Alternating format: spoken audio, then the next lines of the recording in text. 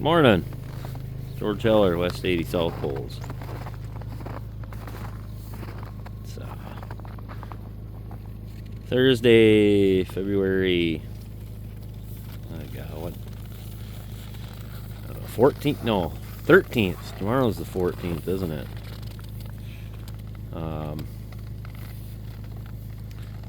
22 below again this morning. I think we had minus 30 yesterday morning. But I come out here and I unrolled one bale for them, and as you can see, a lot of them are just not even hungry. They're just over wanting to stand in the sun. So that's a good sign. They're all in pretty good condition here. See, this one's still got a calf nursing on her, and probably got one inside of her, I'm guessing. And coming through real good. That's a pretty efficient cow. She's a little bigger on the frame, but the efficiency's there. And she's a great mother and super docile, so calf is looking real good. I think their nutrition level is where it needs to be. Sheep are looking pretty good. Rams are putting condition back on after working so hard.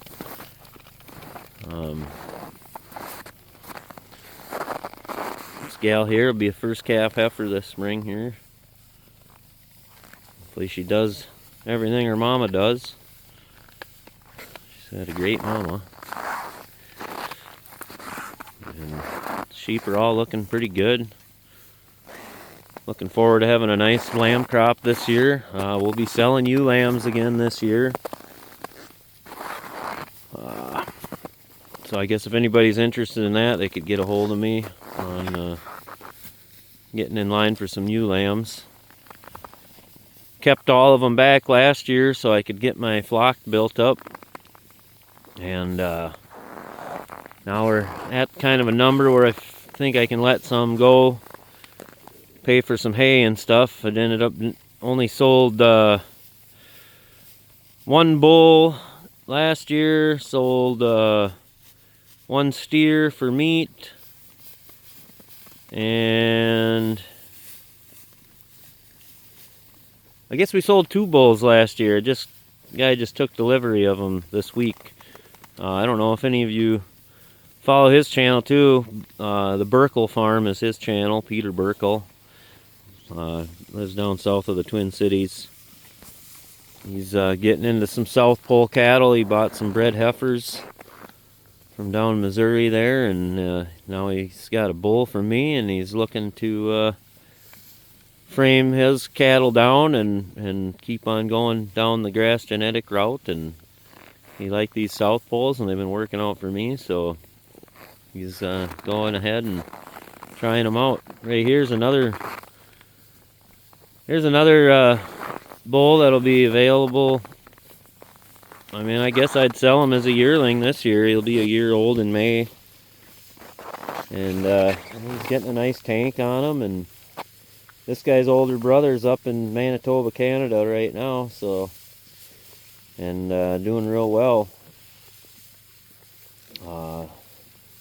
This guy was harassing all the older bulls here not too long ago, and we brought a couple more in here. He was on them, harassing them. So I think he's going to be pretty aggressive. So I guess had one guy send him a couple pictures, but no response back. So I don't know. He told me to hit him up again, but haven't heard anything back from him. So he might be available unless that guy gets back a hold of me. He hasn't given me any money down or anything. He just showed interest in the phone conversation. So. But yeah,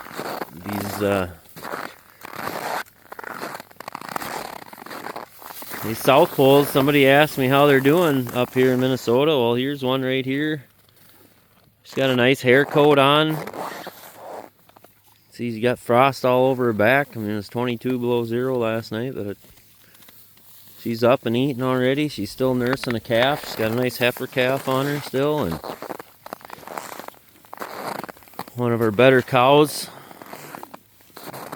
pretty happy. I want to talk about these sheep here. So, see the size of this ewe here? I'm going to show you how big she is. You can kind of see those two back behind you there. So one is a lamb that was, well, nope, that's got an ear tag in it too. So I had to kind of show how these are framing up here. That's kind of weird. I'm trying to get my sheep to frame up and my cattle to frame down. But let's see if I can find, need a good comparison, need a ewe.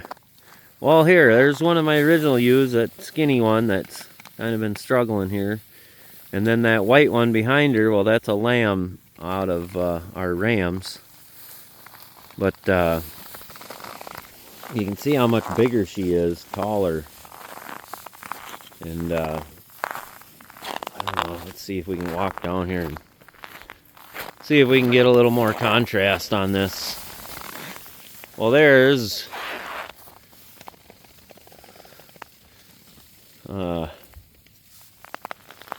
let's see. Looking. There's another one that was born on our farm here, looking at us, chewing there. And then you can kind of compare, like, see that one with the double ear tags in her. She came out of one of our smallest sheep, but these rams are helping size them up a lot. Taking the lambs out of these smaller ewes, and they're growing a lot bigger than their moms. And that's a good thing, because everybody wants a little bit bigger carcass on these sheep. You can see that's one of our original ewes right there, one of our original hay ewes and hair ewes, and you can kind of see that she's a little bit smaller framed, you know, compared to this one that's got her backside to us.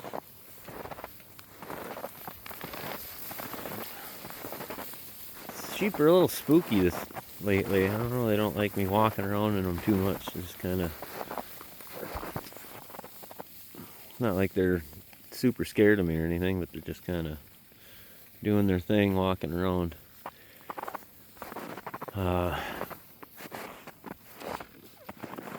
Well, I want to kind of talk about this outwintering thing. Besides the little bit of runny manure we had here earlier, it's been going really good, and haven't really been giving them much for supplements. Just, you know, the mineral, the bicarbonate, the mineral, and I did give them just a little bit of molasses, probably a bag and a half of molasses earlier, and because they were stacking up a little, and I was just trying to get their manure to loosen up a little bit. Yeah, I haven't given there isn't a lick tub out here. I haven't given them one this year. They've been doing really good. I mean, they all seem like they're in real good condition. The ones that got a little bit sick, they got a little bit thin, but I almost think they're putting on some condition now. And actually, the one you can see over there, I'm not going to zoom in, but she's got her bull calf right behind her. He's almost as big as she is already, and he's still trying to nurse on her. I think in March here, early part of March, I think we're going to separate off rams and bulls, so that we can, I want to pull these bulls out of here because I don't need any yearling heifers getting bred by little bull calves, because you let them go a little bit too long and that'll happen. We don't need them getting bred right away. We're trying to breed our cows so they calve at 2 years old instead of, you know, somewhere in between 1 and 2. We don't want that. We want them calving at 2. Get a little more size on them so they can handle what they're doing. So we're gonna shoot for early March to get everybody, to get all the males separated out of here. So we'll have 3 adult bulls we'll pull out, and then there'll be two coming yearling bulls we're going to separate out. So we'll have 5 bulls out, and then we'll have 11 rams. And then we'll probably bring them over to the 80 and feed hay over there, and then start grazing them over there in May when we start getting some grass. Probably shoot a video on that when we start separating them out.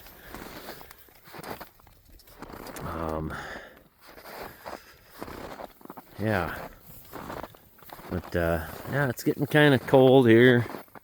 Well, it's actually warming up. I don't know what I'm talking about here. Getting kind of cold. It's been cold. This morning's quite a bit warmer than yesterday morning. About 10 degrees. So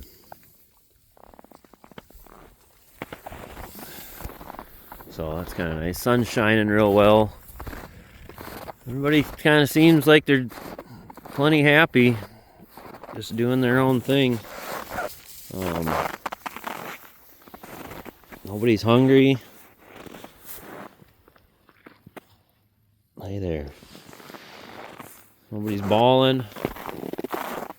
Everybody seems to have what they need. A lot of them are just standing in the sun, ruminating. I guess I did give them 3 bales yesterday, so that kind of helps quite a bit with them being satisfied. Oh, sorry, sticking my glove on the camera. So, yeah, I think I'm just going to feed 1 bale this morning and then maybe come out this afternoon and see what's happening and see if they need another one or not. Supposed to only get down to 10 below tonight, so that'll be a little easier to handle for them. I think they're ready for a warm-up. It looks like 1 more week of this garbage. Supposed to be like 20 below, 20, 25 below again on Monday morning again. And then it's supposed to slowly warm up, and then it's starting to look like might start creeping up above freezing.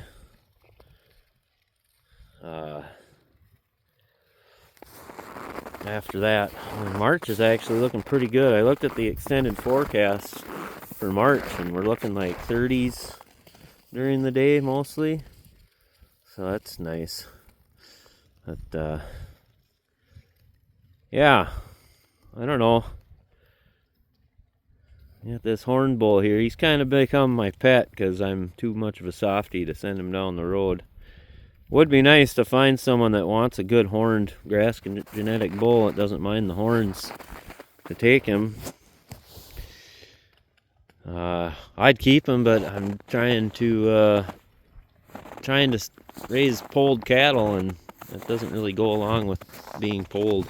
So I don't know what happened there. That's just a recessive gene. I was told that might be a recessive Hereford trait, and it just came out for some reason. But I don't know. He's got horns. And here's another coming yearling bull here.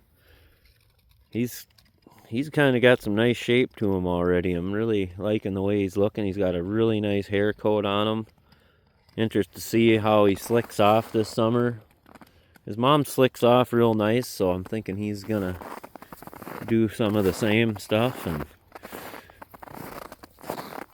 we got our 3-year-old breeder here, and our other 3-year-old breeder here. There'll be 3 in May here. So they're all doing really good and seem pretty happy. A little heifer calf here. But I guess we could walk over to the water real quick and check that out. Show you how that's been working. It's been real slick. I actually haven't been using my lid like I showed on the video when we were putting it together. I decided that if I was going to put that lid on, I was coming out. I had to come out here in the evening and do it. And it could possibly be, you know, like just before they all want to come up and get a nice drink before bedtime. And I kind of decided that breaking the ice off in the morning was not a big deal. So to let them have access to water as late into the evening as possible, I decided just to not use the lid and just kind of let it freeze overnight and then just open it up in the morning. And so far so good. It's been working pretty well and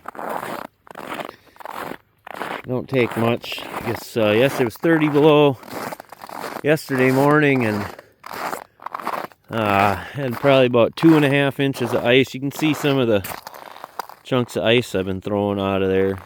You know, they're a little thick, 2.5 inches. This morning I think it was about 2 inches or something, but you can see. Back up, girl. You can see there's a little bit of, I don't know, can you see that?